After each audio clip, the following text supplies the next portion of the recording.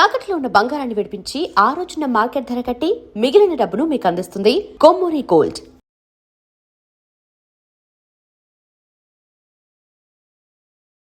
2024 నుండి మీకు రావాల్సిన ఆదాయం తగ్గిపోయింది కాబట్టి మీరు లోటు బడ్జెట్లు ఉన్నారు, ఎక్కడెక్కడ అడ్జస్ట్ చేయాల్సి వచ్చిన పరిస్థితి వచ్చింది అంటారు. వాస్తవం అది నిజమే. ఎందుకు ఆ పరిస్థితి రావడానికి? సేమ్ అన్ని ఒకదానికి ఒకటి జోడించబడే ఉంటాయి కదా. ఉద్యమం బలహీనపడుతున్నటువంటి క్రమంలో ప్రభుత్వం కూడా కొన్ని నిర్ణయాలు తీసుకున్నది. దీన్ని పూర్తిగానే లేకుండా చేయాలి కాబట్టి ఫండ్స్ రాకుండా సోర్సెస్ ఎప్పటి నుంచో ప్రయత్నం చేస్తున్నాయి. చివరికి వచ్చేటప్పటిగా సోర్సెస్ పూర్తిగానే క్లోజ్ చేసేటువంటి లోటు బడ్జెట్ ఎలా నడిపారన్న? ఉన్న వాటితోటి అడ్జస్ట్ చేసుకున్నప్పుడు ఎప్పుడు మన నోట్బందీ సమయంలో కూడా నడిపినాం కదా. ప్రజలు ఉన్నంతసేపు డబ్బుల గురించి ఆలోచించాల్సినటువంటి అవసరం లేదు, బ్రతకలేమని చెప్పినట్టు ఇప్పుడు ఈ రోజు కూడా అదే కాన్ఫిడెన్స్ మాకు. ఈ రోజు కూడా డబ్బులు లేకుంటే ఎట్లుంటారు, ఏదో ఒకటి చేసుకోవాలి కదా, బిజినెస్ చేసుకోవాలి కదా, మీరు ఏదో ఒకటి చూసుకోండి అని చెప్పినా కానీ మాకు ఇప్పటికి కూడా విశ్వాసం అంటే ఎంత ప్రజలు సహకరించినా, ఆదివాసులు మీకు అన్నం పెట్టినా కొన్ని బయట నుంచి రావాల్సి వస్తాయి. ఇప్పుడు బట్టలు కానీ, కలద్దాలు కానీ, వాచ్లు కానీ, వీటికైనా కావాలి కదా డబ్బులు. ఏం బతకచ్చు, ఏం కాదు. అసలు కలద్దాలు అనేది బట్టలు అంటే సైజు చెప్పొచ్చు, కలద్దాలు ఎలా చెప్పగలరు నాకు ఈ పవర్ వచ్చిందని? ఎందుకు మాకేం తిరగడం లేదా? మేము మీకున్న పవర్ ఆప్టికల్ షాప్ ఎలా తెలుస్తుంది? ఎక్కడికి ఎవరికి? మీ కలద్దాలకు పవర్, ఇంత పవర్ ఉందని ఆప్టికల్ షాప్ ఎలా తెలుస్తుంది? వెళ్ళలేమా అంటున్నా. బయటకు వచ్చి చేసుకున్నారా? తిరిగానే తిరుగుతాము. తిరగడానికి మాకేం. ఏ ప్రాంతం ఎక్కువ తిరిగారు మీరు? మైదాన ప్రాంతం ఎక్కువ ఎక్కడికి వచ్చేవారు? దేశం అంతా తిరిగినాం. మధ్యలో ఒకసారి ఆషన్న గారు ఖైరతాబాద్ పంజాగుట్టలో షాన్బాగ్ హోటల్కి వచ్చి టీ తాగి వెళ్ళారని ఒక వార్త వచ్చింది. కరెక్ట్ కాదు, అది కరెక్ట్ కాదు. మీరు చేసి ఎవరో ఏదో చర్యలు ఉన్నారు అని చెప్పి చెప్పుకుంటున్నటువంటిది వాస్తవం కాదు. ఇక వెళ్ళి పేర్లు అవన్నీ అవసరం లేదు. కానీ అంటే ఎస్ఆర్ నగర్ దగ్గర కూడా మీరు లేరు. మళ్ళీ మీరు ఇంకో టాపిక్ లో తీసుకెళ్తున్నారు. ఓకే సార్, ఫైనల్ గా చెప్పండి. బయటకు వచ్చారు, ఇక్కడ ఆత్మీయులు కలిశారు, ఒక మంచి వాతావరణం వెళ్తున్నారు. ఇప్పటికీ అజ్ఞాతులు ఉన్న వాళ్ళందరూ కూడా వాళ్ళు రమ్మని ఏ విధంగా పిలుస్తారు? రమ్మని పిలుస్తారా, లేదు ఇక్కడ పరిస్థితులు బాగాలేవు అక్కడే ఉండమంటారా, లేదు సమాజంలో మార్పు వచ్చింది ఖచ్చితంగా మీరు రండి అని చెప్తారు? నేను ఎవరికి భయపడేటువంటిది లేదు. విమర్శించేటువంటి వాళ్ళు విమర్శించనివ్వండి. మార్పులు చూస్తున్నారు ప్రజలు. మేము సరి అయింది అని చెప్పనేటువంటి నిర్ణయం తీసుకున్నాం. దేన్నైనా ఎదుర్కోవడం కోసం సిద్ధపడ్డాం. ఇట్లాంటివి ఎదుర్కోవడం అని చెప్పనేటువంటిది ముందు నుండి ఉద్యమంలో భాగంగా కూడా నేర్చుకున్నాం. రేపు కూడా మాకు తెలుసు మేము ఏంటిది అనేటువంటి తెలుసు. రేపు ఎలాంటి థ్రెట్ ఉండదు మాకు అని చెప్పి మమ్మల్ని అడిగారు. నిన్న ఒక మహిళా కామ్రేడ్ బయటకు వచ్చింది. ఆమె స్వయంగా వస్తున్నప్పుడు మనం కలిసి వచ్చిన ఒక సీసీ మెంబర్ను, ఒక రాష్ట్ర కమిటీ స్థాయి మెంబర్ను మాట్లాడినప్పుడు ఆమె అడిగినటువంటి ప్రశ్న, నువ్వు బయటికి పోతే నేను బ్రతకనిస్తారని చెప్పని అనుకుంటున్నావా అని చెప్పంటే, నేను నా కొరకు వెళ్ళడం లేదు కదా. నాకు తెలుసు, అన్నీ తెలుసు, ముందు అనుభవాలు కూడా తెలుసు నాకు. దానికోసం సిద్ధపడే పోతున్నా కానీ నా కొరకు వెళ్ళడం లేదు. వీళ్ళందరినీ కాపాడాలని చెప్పనేటువంటిది ఉద్యమాన్ని ఉన్న దాంట్లో ఏదో ఒక సరైన దారి చూడాలని చెప్పనేటువంటి ప్రయత్నం. ఉన్న దాంట్లోనే సరైనదని చెప్పానంటే పూర్తి సరైనటువంటిది మంచి నిర్ణయం తీసుకున్నాం అనేటువంటి నేనేమి ఇప్పటికే అనుకోవడం లేదు.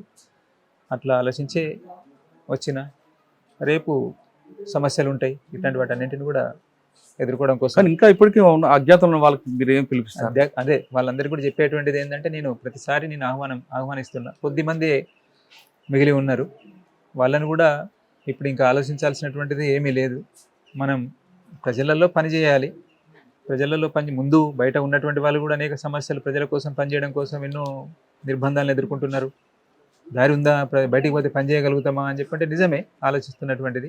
కానీ ఇప్పుడు జరిగినటువంటి మార్పులు, ఈరోజు మనం ఎదుర్కొంటున్నటువంటి ఈ స్థితిలో మిగిలినటువంటి వాళ్ళందరూ కూడా, వాళ్ళు ఏ స్థాయి వాళ్ళైనప్పటికీ కూడా మిగిలినటువంటి వాళ్ళందరూ కూడా ఆలోచించి బయటికి వచ్చి మళ్ళీ ఇప్పుడు ఉన్నటువంటి స్థితిలో మనం ప్రజల కోసం ఎట్లా పనిచేద్దాం అని చెప్పనేటువంటిది ఆలోచిస్తే భవిష్యత్తు మనకు దారులు చూపెడుతుంది. ఈ ప్రజలు మీద విశ్వాసం పెట్టుకొని బయటికి రావాలి, వస్తేనే బాగుంటుందని చెప్పనేటువంటి నేను అందరికీ చెప్తున్నా. ఉన్నటువంటి గణపతి గారికి ఎవరికైనా అన్ని స్థాయిల వాళ్ళని చెప్పనేటువంటిది అన్నా నేను ప్రత్యేకంగా. గణపతి గారు ఆరోగ్యం బాగాలేదు అని ఇప్పుడు మా నడవలేని పరిస్థితులు ఉన్నారంటున్నారు. వాస్తవాన్ని నిజమే. చివరిసారికి ఎప్పుడు చూస్తుంటారు గణపతి? మీరు చివరికి ఎప్పుడు చూస్తుంటారు? 24లో చూసి 24 చివర్లు కలిసిన. అంటే ఆయన నడిచే పరిస్థితులు ఉన్నారా? నడుస్తారు. మంచం మీద తిరుగుతున్నారు, దేశం దాటించారు అంటున్నారు. లేదు, పూర్తిగా అట్లేం లేడు, బాగానే ఉన్నాడు. అనారోగ్యం ఉన్నది, చాలా ఏజ్ కాబట్టి. మీరు ఒక భవిష్యత్ ప్రణాళికతో వచ్చారు కాబట్టి మీ మమ్మీ లోపలికి వచ్చిన వాళ్ళ అమరులకి కుటుంబాలకు ఏ విధంగా ఆదుకుంటారు? అమరుల కుటుంబాలన్నింటినీ కూడా నేను చెప్పేటువంటి అంటే అప్పీల్ చేసేటువంటిది, మీరు బయట ఏదో చర్చలు జరుగుతున్నటువంటి వాటిని దృష్టిలో పెట్టుకొని ఆలోచించకండి, మా కమిట్మెంట్ను గుర్తించండి, మేమేం తప్పు నిర్ణయం తీసుకోలేదు, వాళ్ళ త్యాగాలు వృధా పోవు అని చెప్పనేటువంటిది కూడా కొన్ని విషయాలు ఈరోజు ఈ స్థితిలో ఇక్కడ మాట్లాడలేకపోవచ్చు, వాటిని కూడా మీరు దృష్టిలో పెట్టుకోండి.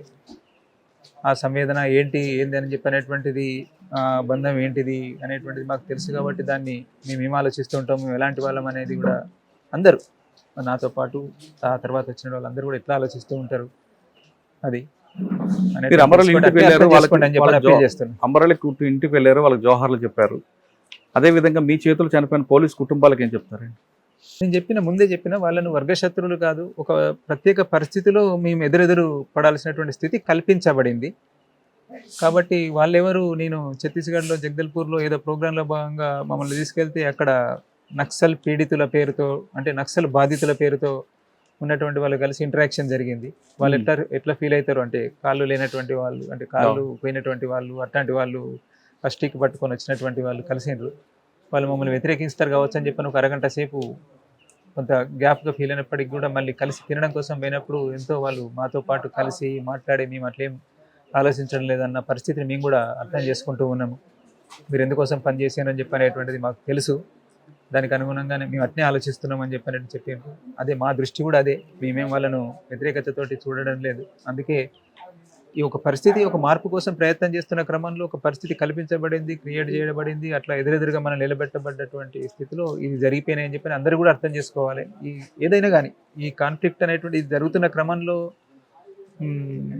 మా వైపు నుంచి జరిగినటువంటి పార్టీ నిర్ణయాల్లో భాగంగా ఉద్యమాన్ని ముందుకు తీసుకుపోవడం కోసం అవసరమని భావించి తీసుకున్నటువంటి నిర్ణయాలు, ఆ క్రమంలో చేసినటువంటి చర్యలు, జరిగిన నష్టాలు చూస్తే, వాటి నష్టాలు చూస్తే నష్టాలు, అట్లాంటి వాటన్నిటిని కూడా వాటన్నిటిని మీరు అర్థం చేసుకోండి. ఏ స్థితిలో ఎవరు వ్యక్తుల్ని బాధ్యులుగా చూడకండి అని చెప్పనేటువంటిది నేను అప్పీల్ చేస్తున్నా. అక్కడ నేనున్నా, ఇంకొకరున్నా, ఎవరున్నప్పటికీ కూడా అట్లాంటి వాటికి వ్యక్తులు బాధ్యులు కాదు. ఉద్యమము, సమాజము, సమస్యలు అనేకం ఉన్నాయి, దీనికి జోడించబడి ఉన్నాయి కాబట్టి అట్లా అర్థం చేసుకోండి అని చెప్పనేటువంటిది అప్పీల్ చేస్తున్నా అందరినీ కూడా. ఇప్పటికైనా అజ్ఞాతులు అందరూ కూడా బయటకు రండి, సమాజంలో మార్పులు వచ్చే దానికి అనుగుణంగా మనం ముందుకు వెళ్దాం అంటున్నారు ఆషన్ గారు వరంగల్ వచ్చారు. అతను పుట్టి పెరిగిన ఊర్లో అన్ని గ్రామాలతో అన్ని మిత్రులందరూ కలిసి చాలా ఆనందం కనిపిస్తున్నారు. ఒకసారి పాత జ్ఞాపకాలను నెంబర్ వేసుకున్నారు. ఇది ఆషన్ గారితో ఎక్స్క్లూజివ్ ఇంటర్వ్యూ. వచ్చే వారం మరో గెస్ట్ మళ్ళీ కలుద్దాం. అంతవరకు నమస్తే. Thank you very much. Thank you.